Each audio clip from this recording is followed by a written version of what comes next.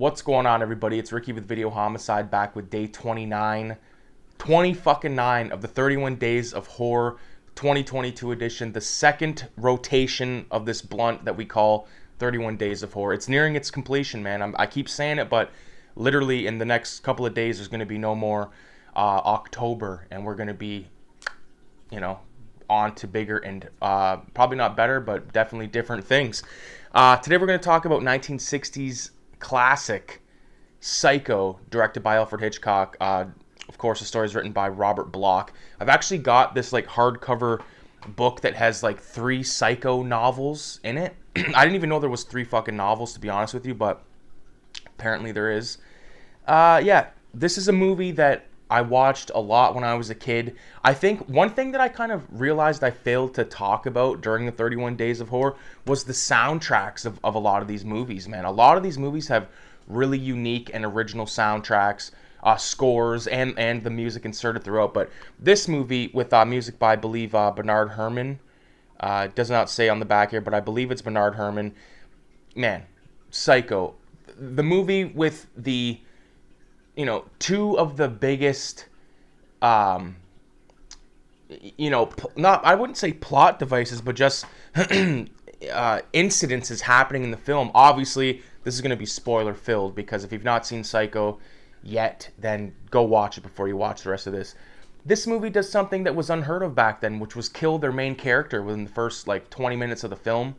It was later on adopted by Wes Craven with movies like Scream, where the movie starts off, you think, who was it, Drew Barrymore, you think she's going to be the star, and she ends up getting whacked out in the first 10, and that's no difference with this. This movie, of course, stars Janet Leigh, who is the mother of Jamie Lee Curtis, who was her dad was Tony Curtis, and she plays this woman that's, sort of cheating on this, or she's with a guy who's cheating on his wife, and she kind of has no issue with it. She wants to move on to bigger, better things. She works at this law firm, accounting firm, whatever it is. Basically, she gets a hold of 20 grand, which in today's dollars is probably 150. Who the fuck knows? Probably more. And she flees with the money. And when she flees with the money, there's a really cool moment where she's in her car and her boss walks past her. And he looks and he scratches his head and just shakes it off. That was later adopted by Quentin Tarantino in Pulp Fiction, when Bruce Willis's character is driving, he's singing the song, and then Marcellus Wallace walks past with a box of donuts. Which, to me, to go on a little tangent about Pulp Fiction, it's do you really think Marcellus Wallace is the kind of guy to go get his own donuts? And then I raised the other question, well, Don Vito Corleone bought his own fucking oranges or grapefruit, right? So, what do you know? Excuse me. Those are just a couple of little moments that I really like. And I love the greasy hick businessman, oil tycoon, whatever the fuck he's supposed to be, that comes in and he's flirting with the chick or whatever. And then when they're doing the voiceover with Janet Leigh driving down the street, and you hear all of her friends and workers and stuff talking, and that hick guy goes, she was even flirting with me. It's just such a scummy thing. And obviously, I think that the one character, it's definitely not, it would be impossible, and it's been a while since I watched Psycho, but the cop that's near that auto sales, place, he kind of reminds me of James Remar in fucking Pineapple Express. His character in Pineapple Express, you may or may not know what I'm talking about, but love fucking James Remar, and by the way, love him as Ajax in The Warriors is one of the best cinematic characters of all time. Can't change my mind, man. You cannot change my mind. He has so many good one-liners. Of course, they're chock full of homophobic slurs and stuff, but this was a different era. I'm not saying it's right to say, but when Ajax goes, what are you, turning faggot? But he doesn't even have that much expression in his face. He just goes, what's the matter? You turning faggot? Like that? I don't know. Love fucking James Remar. I'm talking about Psycho and I'm bringing up The Warriors. 2 good movies, but Janet Leigh arrives at this hotel, the Bates Motel, that's run by Norman Bates. And Norman Bates, seems kind of just a nerdy kind of guy obsessed with taxidermy and shit like that. And just sandwiches and milk. Sandwiches and milk seems like such a meal they would eat in the late 50s, early 60s.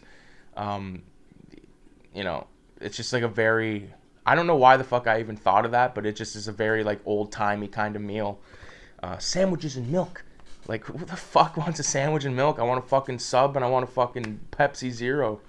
Anyways, when she meets Norman Bates, again, she doesn't think nothing of it. She does know that there's like this abusive mother up at the house, and then she retires to her cabin or her fucking room, gets naked, goes in the shower, and then is brutally murdered. But before she gets brutally murdered by Norman Bates disguised as his mother, she stashes this 20 grand, or maybe it was 40 grand, in a newspaper that gets thrown in the trunk of her car when he dumps the body and car into like a lake. Like, so that whole setup of like this 20 grand is like out the window. Like that, once she meets Norman Bates, it's a different fucking movie.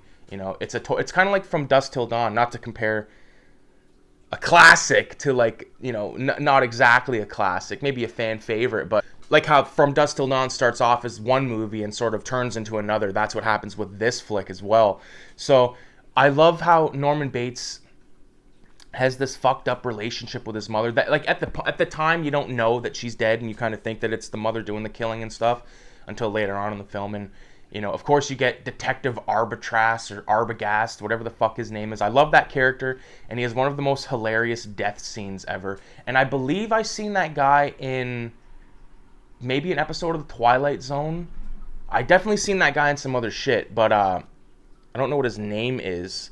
He's got that death scene where he falls down the stairs. But like even before he falls down the stairs, like it goes from like incredibly horrifying to like kind of goofy. So you have that really high shot up in the corner of the room looking down, and then Norman Bates just comes out of the room with like the knife. Like that quick little like 2-second shot is fucking crazy good. I love it. And then it cuts to Arbogast going down the stairs, and it's very kind of comical, but very effective, and probably not comical at all when I was a kid, because this movie really did fucking freak me out. Black and white movies when I was a kid like had a different type of fucking eeriness to them for me, and this is definitely no contest or no exception. Like again, the score is fantastic.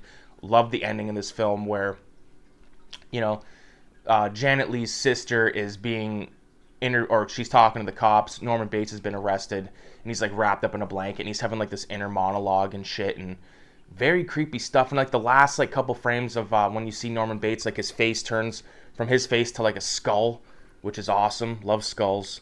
And of course the Bates house, like fuck the hotel, like the house is so creepy, so eerie looking, and so iconic. Like it's a character in its own right, pretty much.